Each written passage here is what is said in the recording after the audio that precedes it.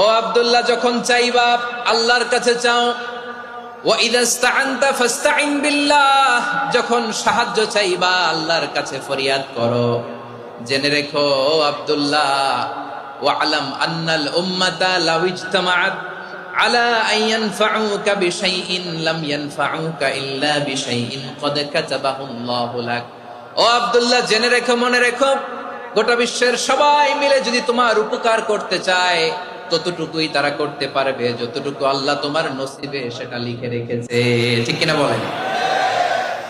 আর যদি গোটা বিশ্বের সবাই মিলে তোমার বিরুদ্ধে কনস্পাইরেসি করে, ষড়যন্ত্র করে, গোটা বিশ্বের সবাই মিলেও যদি তোমার ক্ষতি করতে চায় ততটুকুই শুধু পারবে যেটা আল্লাহ তোমার জন্য বরাদ্দ রেখেছে।